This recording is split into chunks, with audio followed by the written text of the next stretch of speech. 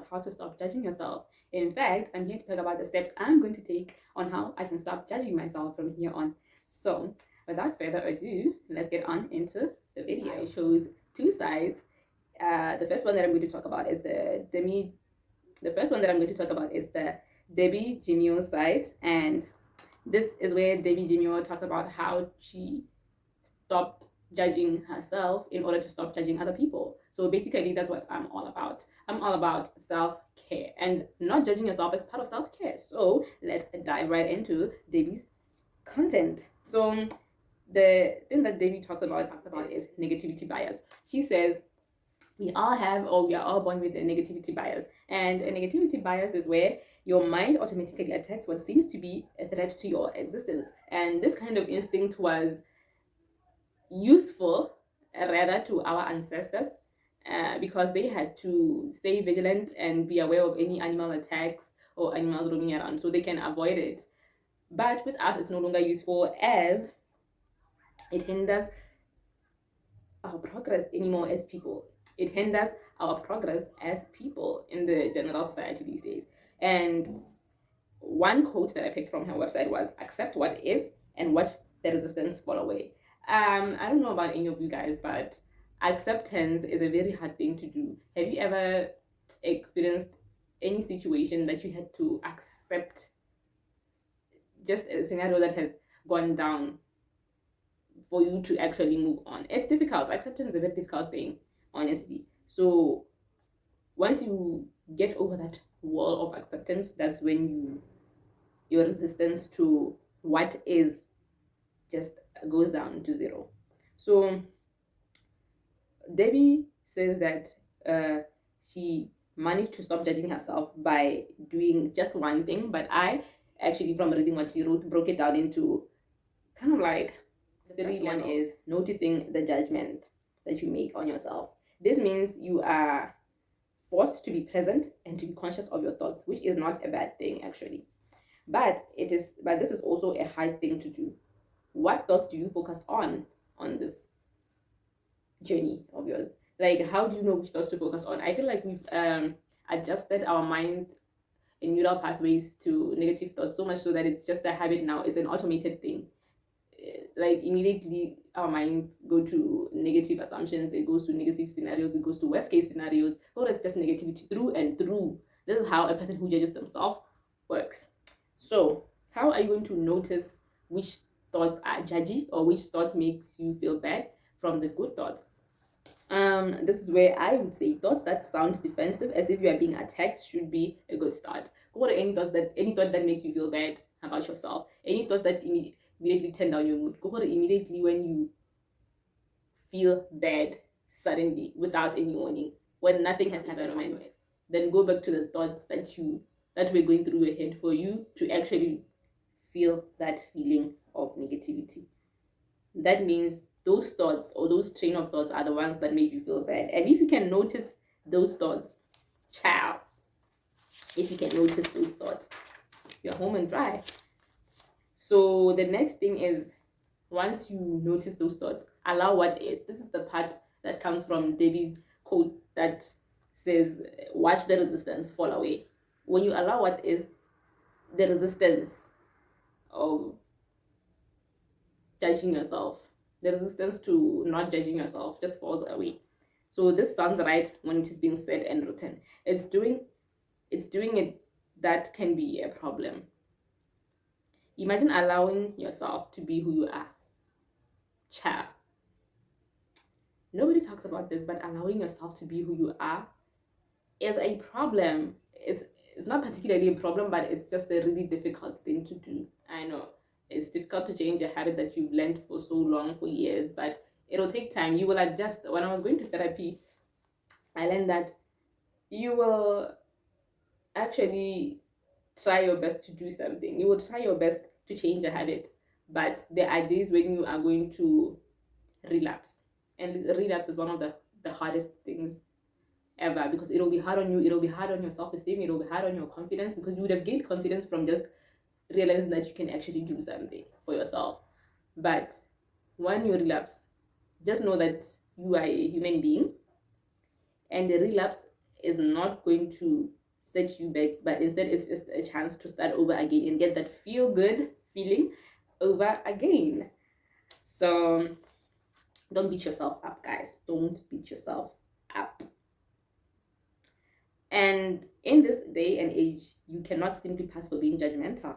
So it's best to start with yourself. How can you stop judging other people if you can't stop judging yourself? See, Debbie knows what she's talking about. If you can stop doing something bad to yourself, you will stop doing it eventually to other people. And now you know that Misery Loves Company. Do you know that, guys? Misery Loves Company. So if you stop judging yourself, you will stop judging other people. Although judging is fairly something that we cannot completely eliminate, I think, as human beings. That's what I think. Don't judge me. So lastly, she says respond meaningfully and intentionally. This is where you don't have to say anything out loud if it benefits neither you or anyone around you. Welcome to the second half of this video, where I'm going to talk about the second website that I went into, and I think the website is for Megan Bruneau, and I think she also was trying to iterate how she decided to stop judging herself.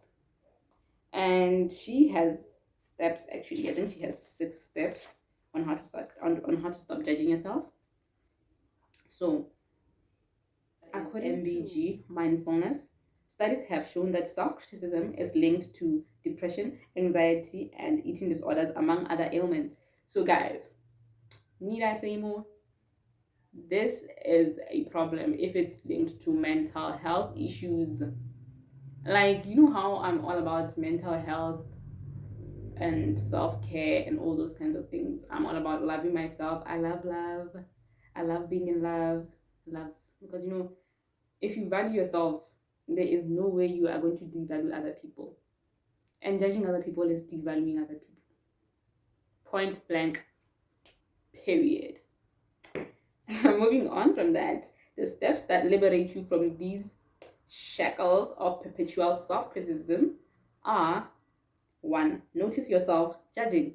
God, this one is similar to what Debbie said. Notice yourself judging. Having high expectations of yourself can make this challenging. Guys, take down those expectations. You are not robots, and you will not live forever.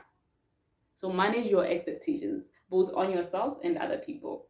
If you manage expectations on yourself, tone them down, or maybe just take them down to a place where you know they are achievable, then you are on the right track. The second step is to be curious. You can't be judgmental and curious at the same time. This is where Megan goes on to say, perceive your mind as a beginner's mind, an open mind. So be open-minded. Replace criticisms with wonder. Replace judgment with curiosity. Replace criticisms with wonder. What I get from this is, instead of criticizing what somebody does, you should start wondering why they are doing that. Because you know what? How did I should start wondering what possibly could be the reason behind this person doing this to me. You know, that's the kind of route you should take, and that will help you be more empathetic. Replace judgment with curiosity.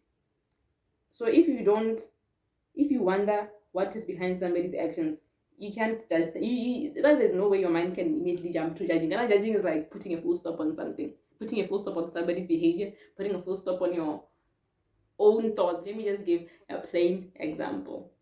So you passed your colleague at work. Your colleague says something very negative about you. The first thing you should do is wonder what prompted them to say something negative about you. Could it be that they are feeling the exact same way about themselves and they are projecting it onto you? Could it be that they have been yelled at by their own boss and they are projecting that anger onto you?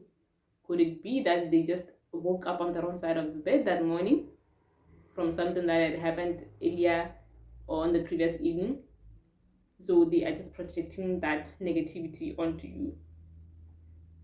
That is the kind of train of thought I want you to go on to. And then secondly, when you now This example is aimed at when you make yourself feel bad. When you get negative thoughts like, I'm fat. Okay, I'm going to keep using this as an example because it's the only thing I can think of right now. So sorry guys. Don't mean to offend anyone. When you tell yourself I'm fat, that is a negative thought. You have to wonder, what prompted you to say you are fat?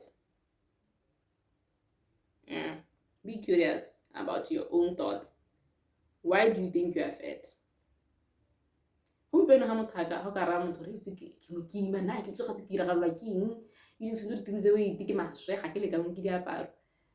then somebody asks you, how are you going to answer them?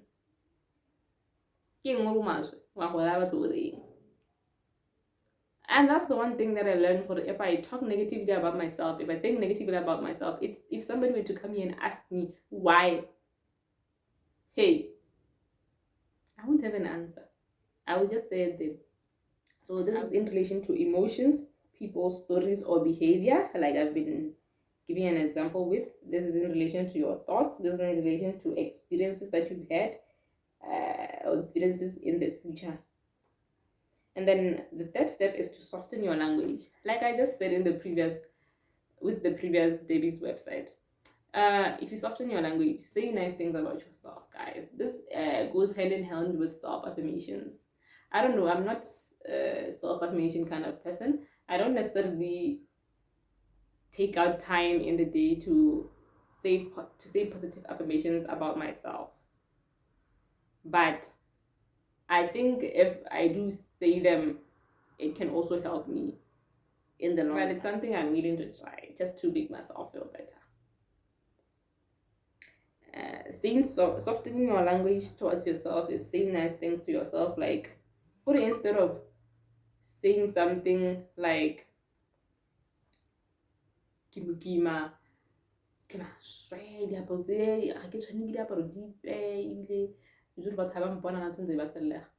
of saying negative things about yourself, if you want to lose weight, it's not going to help you to lose weight.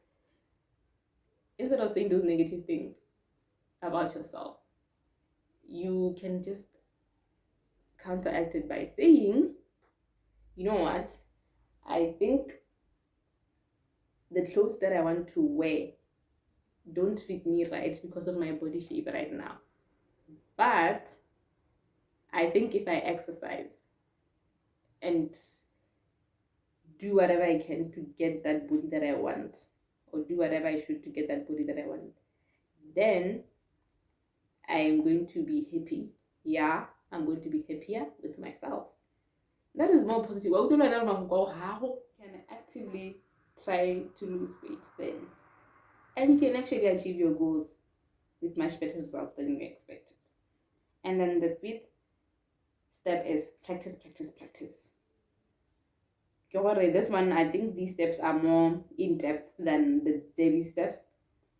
So once you've noticed yourself judging, once you become curious, you soften your language towards yourself and cultivate empathy. You start practicing all that. So find or influence your people.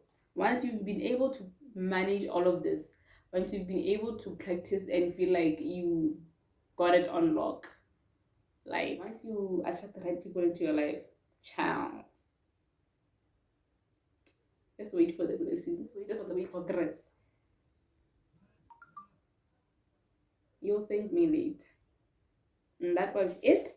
That was all for what I had with how to stop judging yourself. Thank you for watching my videos. I would like it if you loved and shared the video with other people to help somebody in your life who you think they are going through a similar situation that they feel or that they may not be able to talk to you about. Thank you.